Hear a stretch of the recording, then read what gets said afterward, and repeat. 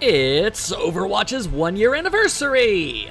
I was thinking about what I could do to celebrate it, and it just so happens all the characters have been given dancing animations, and so I came up with a quick countdown video showing, in my opinion, who are the greatest and worst dancers among the cast of Overwatch.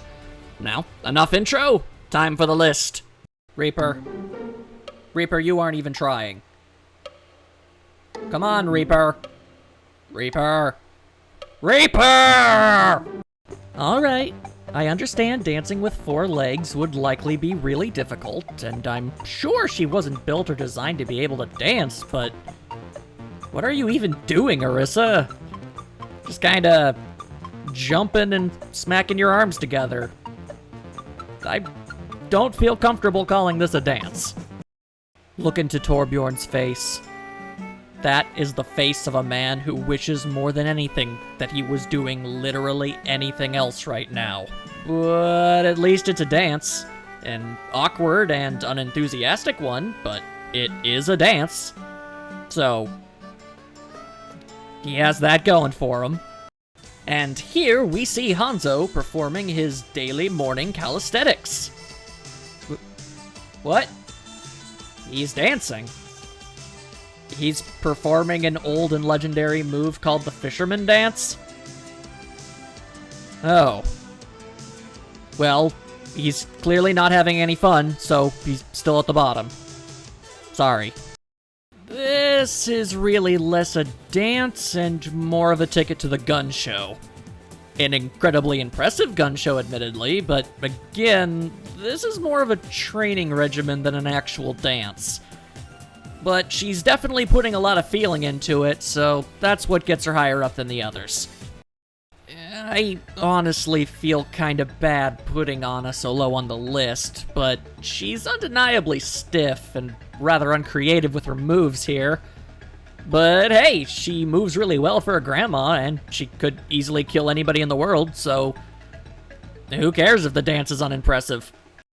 Soldier76 looks like he's chaperoning his daughter's high school prom and really wants to impress her and her friends despite having no idea what he's doing. Admirable, but really silly looking. Well, of course he's doing a line dance. What on earth else would McCree be doing?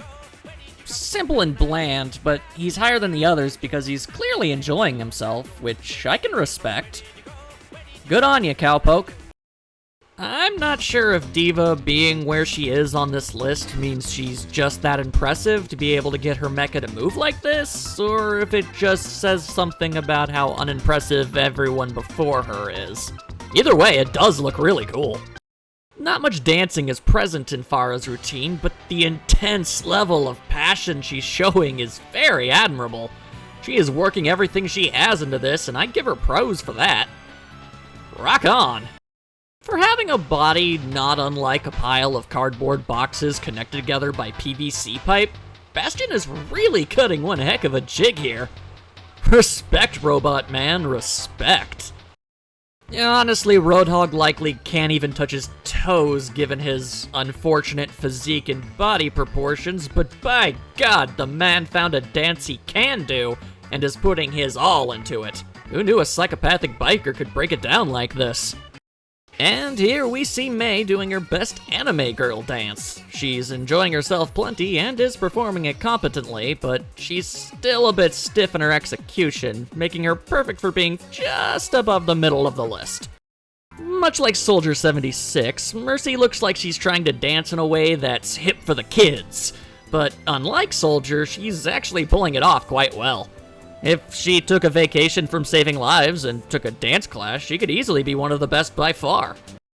Winston could have gone the easy route. He could have done some sort of ape-like bouncing around while clapping his hands and everybody would have been perfectly fine with it. But no! By God, that gorilla learned a real dance and he's pulling it off better than most humans I've seen. Top-notch Winston! Never in my life would I have thought that Reinhardt could dance at all in any way. But not only is he performing a complicated waltz routine, he's doing it in a massive pile of armor. Nothing about this isn't impressive. Way to go, old man. Considering that dancing is kind of part of Symmetra's entire thing, I would have been disappointed if she ended up any lower on the list than she did. The only problem is that she's playing it too safe. We've seen her bust out better moves in the past, and this just seems like one of her off days. Still, better than anything I could ever do, though. Tracer looks like she saw a video of people doing the Charleston, thought it was really cool, and then tried to do it herself. And honestly, it's a great attempt at it. What flaws there are can be forgiven by just how much fun she's having here. Nothing here to not like. Alright, I want you all to get up and try to do this dance for yourselves, because as is, this is not easy. Now remove your foot and do it again, and that's what Junkrat is pulling off somehow. Like, damn dude, we were already impressed, but this is just a whole new level. You know, popular belief would tell you that computer geniuses and hackers would really not be the best of dancers, but here we have Sombra breaking down all preconceived walls to give us this awesome little number. She may be bad, but her moves are anything but. Dancing can be very hard. Rollerblading can be very hard. Dancing on rollerblades is just unreal to watch, and Lucio has it down pat. He's doing moves that are tough using normal legs with his skates on like it's no big deal. Nice to see a DJ can have the moves alongside the tunes. At first, I thought what Genji was doing here was completely impossible.